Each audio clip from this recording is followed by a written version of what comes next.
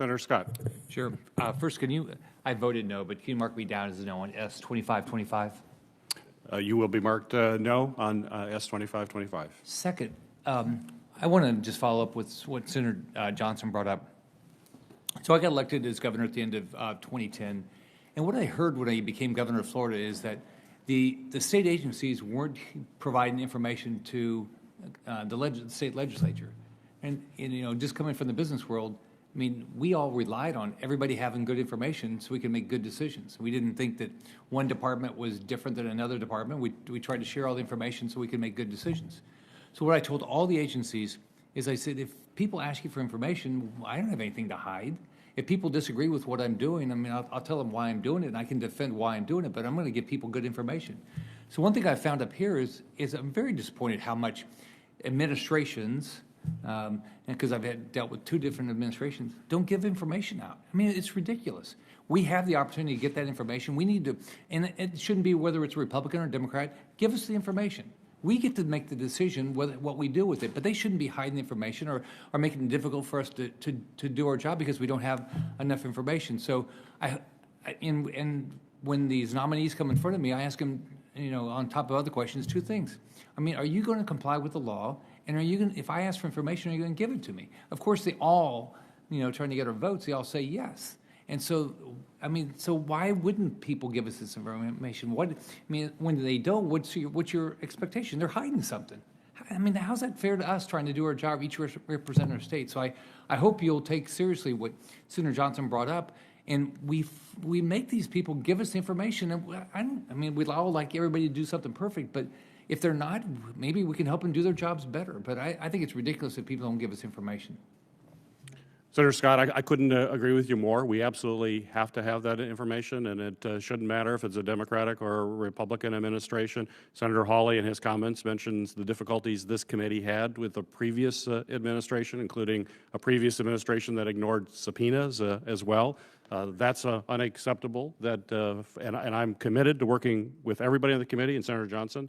This is about the institution of the Senate and our ability to be able to get information that we need to conduct our oversight. It's fundamental to this democracy, this republic, that we're able to do that. So I think we need to be thinking about this in a comprehensive way and think through how we actually get enforcement.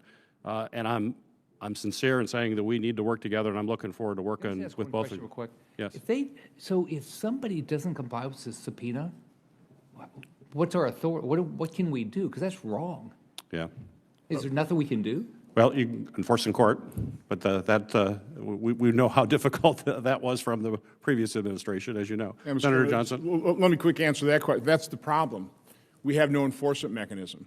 So again, I issued a subpoena. It wasn't complied with, but unless you can get the entire Senate to vote contempt against that individual, and then get the Justice Department, oftentimes the same administration, to actually prosecute that individual, nothing happens. So again, administrations realize congressional oversight has no teeth. So in this instance, what would be powerful, I think, right now, Mr. Chairman, is if maybe you and I get on a phone call.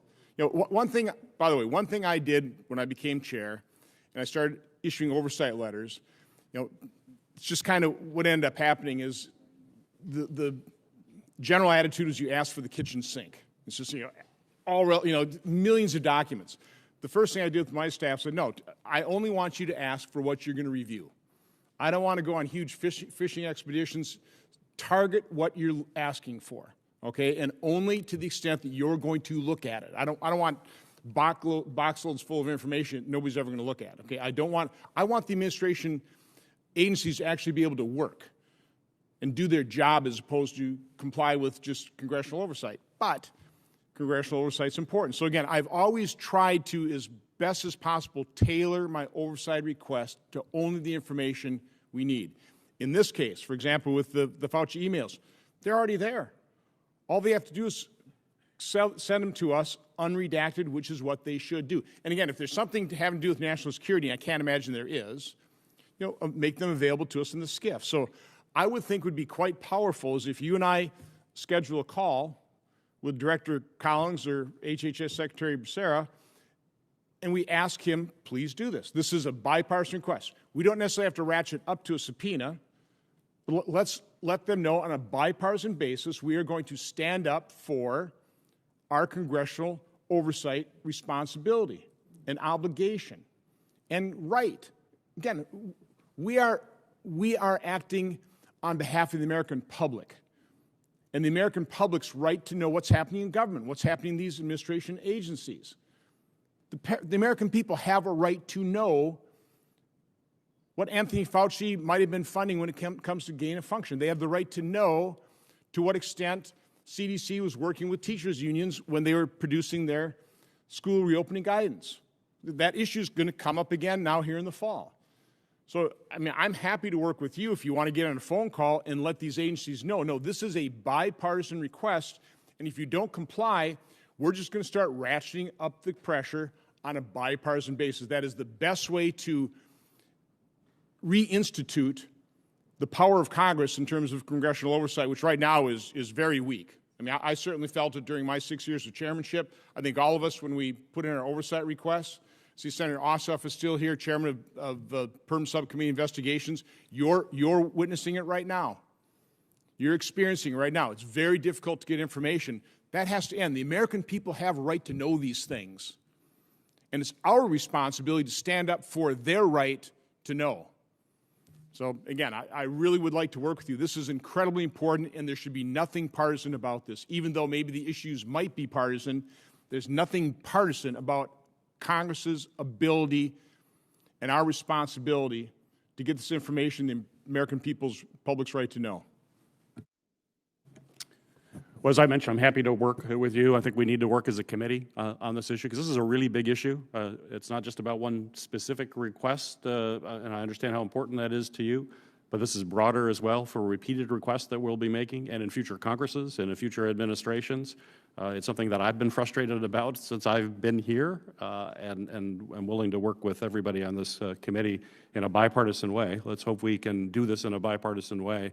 As we've traditionally been able to work in a committee to do that. You mentioned some of the COVID-19 investigations. Ranking Member Portman and I are working on that issue in particular. We need to find out what happened in the response effort, what was good, what was bad, put it out for folks, because we need to learn from that so that we can adopt best practices when it happens again, which inevitably it will happen, hopefully not for a long, long time.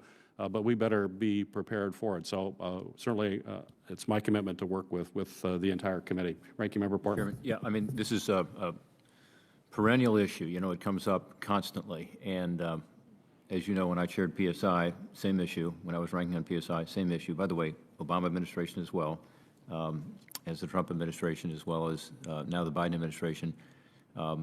You all do have subpoena authority, and we had to threaten it a number of times to get stuff, and sometimes that was successful. But I'm happy to join if you have such a call, if that's deemed as helpful. I will also say Senator Peters and I do have a number of letters in where we are also frustrated because we're trying to, just get information and not make it partisan, and we can't get it either. So I assume you share the frustration, as I just heard a second ago. Absolutely. We're trying to get some of the, maybe not exactly the same information, but some of the same information on those general topics. So I appreciate your pushing it. Any other comments? Senator Scott. What if we're going to ratchet this up, if that's true, let's just, all of us, I think we all agree that our job is oversight. We're not, all we want is information. I'm happy, let's all do a press conference and say, these are the things you've been asking for that you didn't get, and I don't care what administration we talk about. I just want to do my job. If that's what it takes to get these people to do their job, they have an obligation to give us information for us to do our job. And I think it's ridiculous. It makes it very difficult for any of us. Senator Johnson. And I just want to add, this is Congress's ability to gain that information has just been degrading probably for decades.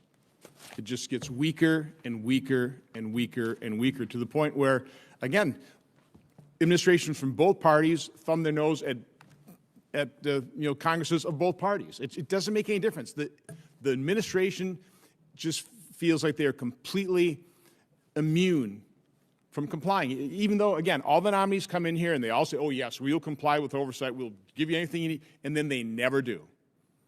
So this is a moment to take a stand, and I think we, on a bipartisan basis, have to make that stand, or else, again, congressional oversight will just be, it'll continue to be a joke, and you just simply can't do anything.